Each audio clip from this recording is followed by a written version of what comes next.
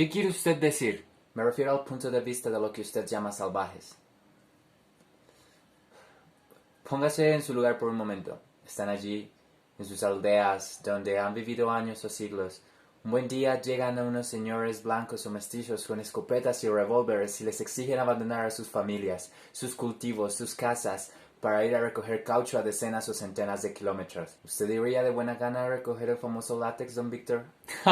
Yo no soy un salvaje que vive desnudo, adora la yacumama y ahoga en el río a sus hijos y nacen con labio leporino. ¿Pone usted en un mismo plano a los caníbales de la Amazonía y a los pioneros, empresarios y comerciantes que trabajamos en condiciones heroicas y nos juzgamos la vida para convertir estos bosques en una tierra civilizada? Tal vez usted y yo tengamos un concepto distinto de lo que es civilización, mi amigo. Me gustaría saber cuál es su idea de civilización. Se podría sintetizar diciendo que es la de una sociedad donde se respeta la propiedad privada y la libertad individual. Por ejemplo, las leyes británicas prohíben a los colonos ocupar las tierras de los indígenas en las colonias y prohíben también con pena de cárcel emplear la fuerza con los nativos que se niega a trabajar en las minas o en los campos. ¿Usted no piensa que la civilización sea eso? ¿O me equivoco? Según su criterio, los peruanos tendrían que dejar que la Amazonía continuara en la edad de piedra por los siglos de los siglos, para no ofender a los paganos ni ocupar esas tierras con las que no saben qué hacer porque son perezosos y no quieren trabajar, desperdiciar una riqueza que podría levantar el nivel de la vida de los peruanos y hacer del Perú un país moderno. ¿Es eso lo que propone la corona británica para este país, señor Casemant? La Amazonía es un gran emporio de riqueza, sin duda. Nada más justo que el Perú la aproveche, pero sin abusar de los nativos, sin cazarlos como animales y sin trabajo esclavo, más bien incorporándolos a la civilización mediante escuelas, hospitales e iglesias. La novela histórica es una de las nuevas corrientes que ha salido en la novela moderna, en la que se escoge un suceso particular histórico o un personaje histórico y se crea una narración literaria alrededor de él usando hechos y situaciones reales que pasaron en la vida real, pero obviamente dejando correr un poco también la imaginación del autor. Es como el autor imaginándose cómo sería el día a día de esa situación particular o de ese personaje particular. Y el día de hoy quiero hablar de una novela histórica que es El sueño del Celta de Mario Vargas Llosa. Es el primer libro de Vargas Llosa que leo y me pareció muy bueno. Tiene un narrador muy conciso, muy letal, no hay una sola palabra que no deba estar ahí, no hay artilugios, no hay nada, es el mero arte de narrar una historia. Y pues lo leí porque una chica que hace videos que se llama Claudia, de su canal Mis Ganas de Leer, tiene algo que se llama Un Peruano en Julio, donde digamos que invita a las personas a que lean a un peruano en ese mes. Yo decidí, me pareció una iniciativa chévere y escogí El sueño del Celta de Vargas Llosa y pues nada, voy a hablar de él rápidamente. Bueno, esta es la historia de un irlandés que se llamó Roger Casement o Casement, como le quieran llamar. Y el tipo es como una suerte de hombre de acción, un hombre de luchas, porque estuvo cuando era joven en el Congo, en los procesos de colonización de Leopoldo II, que era el rey de Bélgica en ese momento, a colonizar y a civilizar el Congo y digamos que también a supuestamente abrir al Congo al mundo y abrir vías de exportación y aprovechar los recursos que allí habían.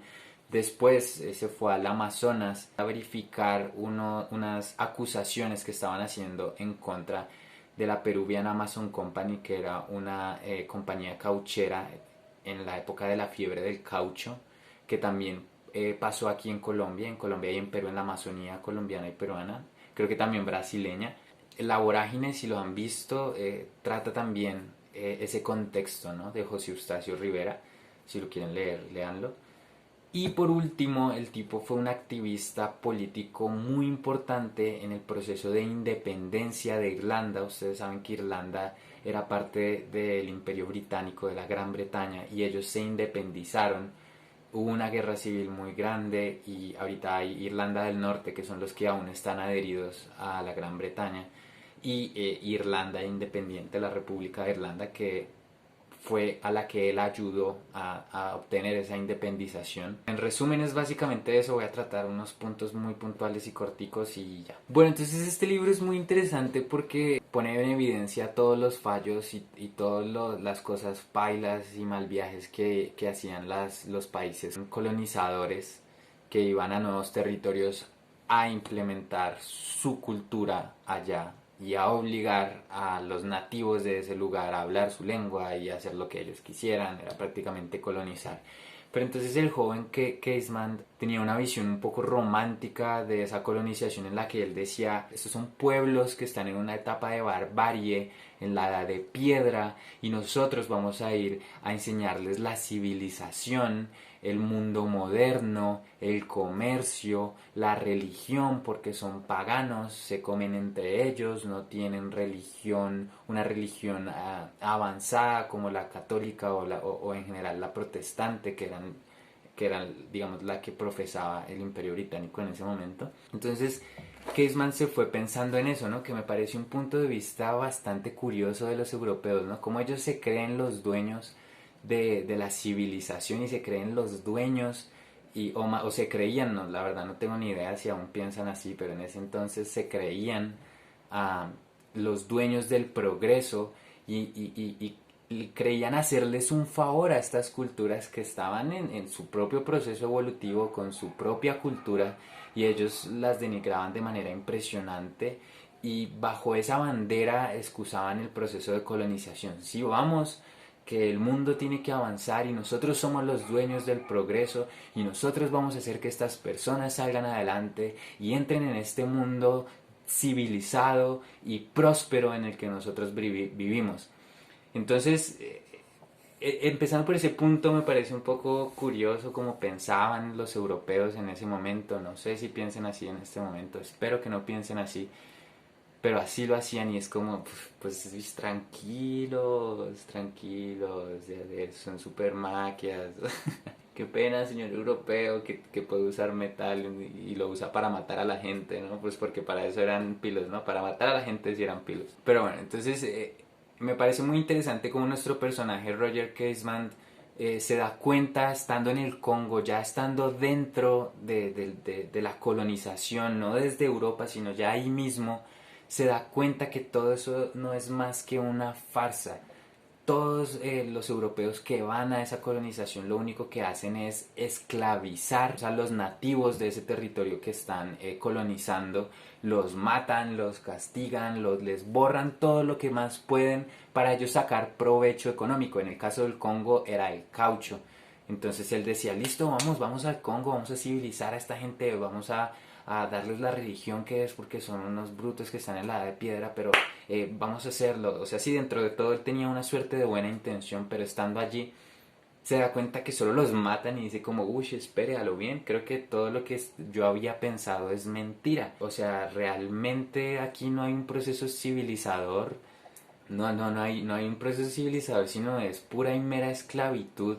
Y en el libro se detallan muy bien de qué manera los belgas y los británicos, apoyados por todo el mundo, sin saberlo, maltrataban y asesinaban y torturaban a esta gente. Y aquí lo muestran de manera muy, muy, muy detallada. Y eso me pareció un punto a favor del libro. También pasa igual con la Amazonía.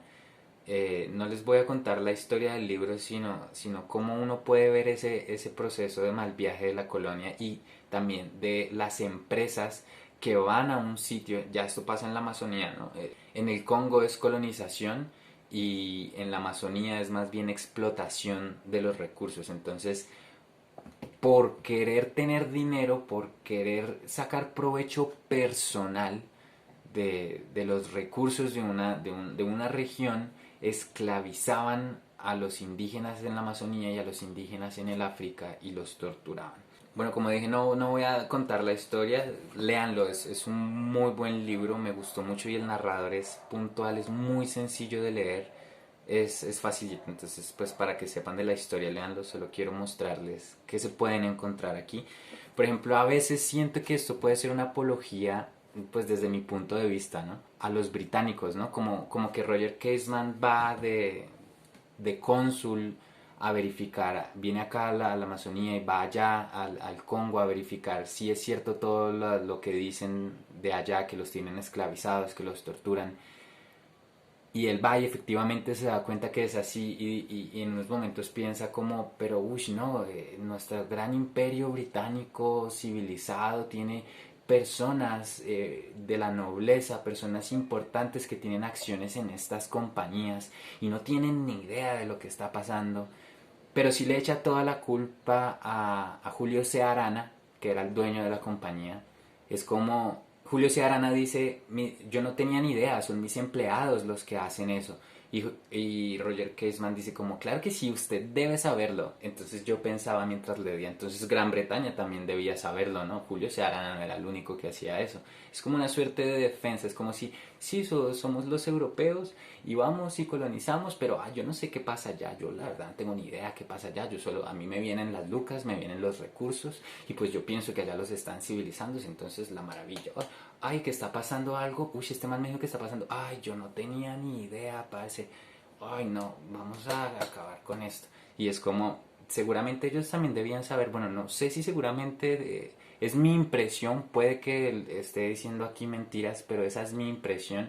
Es como pues ellos son los dueños, deben saber más o menos, o debieron haberse interesado un poco más en desvelar qué pasaba allí, ¿no? Entonces a veces me pareció un poquito, podría decirse, justificador de Gran Bretaña, pero sí juzga mucho a Julio Searana, ¿no? Que pues hay que juzgarlo, por supuesto, pero creo que también hay que juzgar pues a estos países europeos colonos, ¿no? Que también hay un tono allí, ¿no? De los belgas, pero es más sobre todo los belgas, es como si Gran Bretaña no tuviese la culpa de nada, ¿no? Y pues bueno, no sé, si quieren léanlo y pues saquen sus propias conclusiones, esa es mi conclusión y no sé. Por último está la lucha de él con todo el proceso de espionaje y de inteligencia que tuvo para la independencia de Irlanda. Entonces aquí se torna un poco así ya como, hey, bueno, Gran Bretaña también nos colonizó a nosotros y Roger Casement tiene esa como duda existencial como, bueno, yo fui al Congo y les dije que estaban haciendo cosas pailas en el Congo, vengo a la Amazonía y me doy cuenta que nuestra empresa británica también está haciendo cosas pailas, pero es que yo soy irlandés y mi país también es uno de esos, o sea, de pronto, pues como somos europeos y blancos, pues a nosotros no nos hacen la mayor cosa como si a los negros y a los indígenas, pero sí nos tienen bajo un yugo, ¿no? Entonces él dice, no, ni mierda, Gran Bretaña, qué putas, vamos a independizarnos de esta gente pues en el libro muestran el papel de Roger Casement en esa independencia de Irlanda. Y ya eso es todo, creo que es un libro muy interesante, dividido en tres partes, su parche en el Congo, su parche en la Amazonía y su parche en Irlanda. Tiene un narrador hermoso, bueno, no es hermoso, es como más bien como muy puntual, ¿sí? Muy efectivo. Uno no se demora tanto leyéndolo y es muy divertido. Se los recomiendo muchísimo si quieren entrar un poco en el mundo de la historia y de la colonización. Puede ser digamos, una transición, de pronto un comienzo, no, yo creo que hay que empezar de pronto con lo que pasó aquí en América, ¿no? Para eso recomiendo mucho, como siempre, a William Ospina y su trilogía, Ursúa, el país de la canela y el camino de la serpiente, no, el camino de la serpiente es de Dragon Ball Z. La serpiente sin ojos, o de Juan Pablo Montoya, el tríptico de la infamia. Y luego si se pueden, no sé, interesar por que habla más es como de África, proceso de colonización de África y explotación empresarial aquí en el Amazonas y de cómo mal viajaron. Tiene imágenes muy duras a veces, ¿no? Pues porque Kesman va y le explican qué es lo que hacen con los indígenas, torturas muy a lo Inquisición. Entonces, pues ya, creo que eso es todo lo que quería decir. Muchas gracias por ver los videos. Si les gustó, pues chimba, le dan me gusta. Si no, pues no le dan me gusta. Y ya, severo, muchas gracias.